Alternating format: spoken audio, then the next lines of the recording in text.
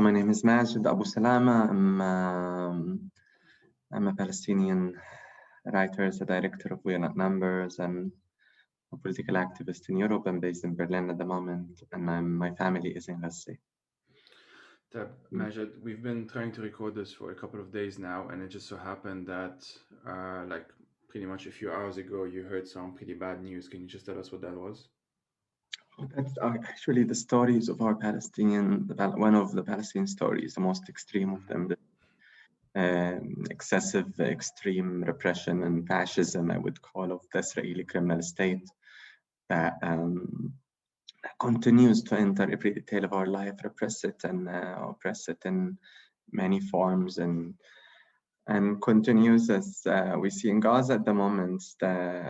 It is horror, it's terror, it's beyond the imagination of us who have lived there and experienced the Israeli bombardments and in such location. They eliminating actually families, neighborhood, they erase it from this planet. And as I'm saying today, I was telling you, Joy, just before that we start this, I received a message from my parents, text about 4 hours ago saying, Majed, we have received a call that our neighborhood and all the streets where my parents live will be bombardments, will be bombed.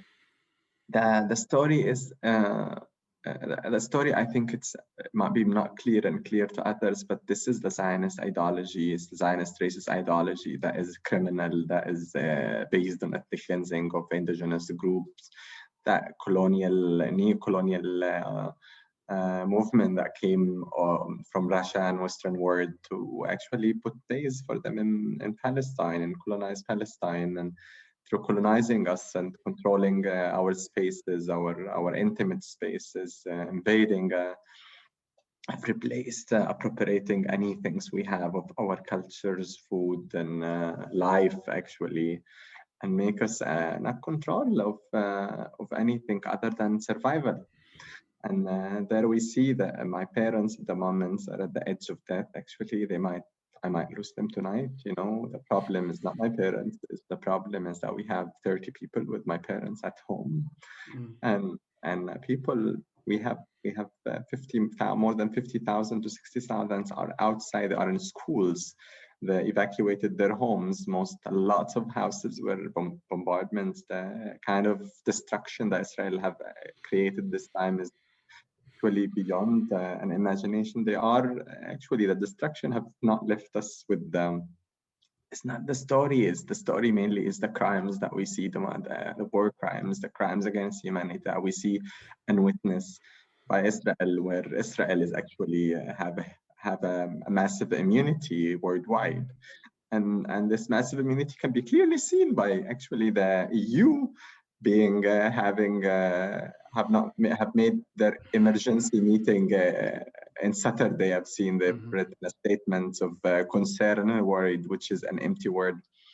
We always hear of them. So and when they actually wanted to make the emergency, while my parents and my family and my friends and the organization that I'm actually running in Gaza, We Are Not Numbers, all those people are, I'm under a huge stress, because it's hard to feel in any second that we have a text might come that can tell you that you are actually losing all of them. Yeah, we are very angry. We are we are resisting. Yeah, we're standing. We have no other choice. We don't have the privilege not to resist. You know, we only have the privilege to resist. And that is the Palestinian resistance and the Palestinian people resistance are standing in front of facing one of the most militarized nations in the world and countries in the world and regimes, this fascist regime that takes its money from Western countries, such as billions from the US, over 4 billions a year, and from Germany about 1 to 2 billion a year, and other countries where they have lots of complicit collaborations with them, whether in a diplomatic level or a military and technology and surveillance level. Yeah, everybody who's complicit in the killing of my parents, I will hold them accountable myself, as I'm holding everybody in Europe accountable to the killing of every families in Palestinian, whether it's in Gaza or in Sheikh Jarrah or in anywhere. Actually, it's not the ICC who will hold them accountable, because we know those Western institutional structures is all complicit, taking way so much time, the same way they took 73 years to actually giving nothings to all the refugees that is scatters of Palestinian all over the planet. I think the demands of Palestinian is known, it's clear to us who are the enemy and who are the colonizer, and what is this settler colonial nature, the criminal, fascist natures that is making all this massacre and this slow and quick genocide that we are actually witnessing in the daily basis, not only because of this time where I'm standing with you, Joe, and telling you about my parents and my family, and we're witnessing Gaza, but I'm always thinking of how are we actually shrinking Gaza on those times, which is 2012, 2014, 2008, and we forgot that Gaza have been central to resisting oppression and military Israeli fascist criminal military law that try to put them in space where they just can be the terrorist, the one, the uncivilized, the orientalizes, and they attack us as the, and they test weapon on us and drop brains of weapons every day. It's warships are involved, drones, full technologies of drones and warplanes and new testing weapons. My mom a couple of days ago was saying they couldn't all the people go out of the street because they actually having throwing gas in the air. People cannot breathe. We hear of stories that actually we're not able to send it and narrate it outside. Still, the media and the European media is very complicit in not telling the story and actually still normalizing us as those who actually always bomb them. They are normalizing us as a ghetto where it's fine if Israel bomb it every now and then because they just got used to us being part of this dirty game. It's what's happening is a huge farce that we don't want to get involved on, and what we want is our political rights to come. We're not a charity case. We're not a humanitarian case. We're a political movement, a political cause that is calling for Israel to withdraw completely from all of Palestine, 48 Palestine, and we call for we called for the right of return, we call for self-determination, we call for a just and equal solution. This is a basic right. We're not calling for radical or left or right. This is basic to anybody who actually knows what international law and human rights is about.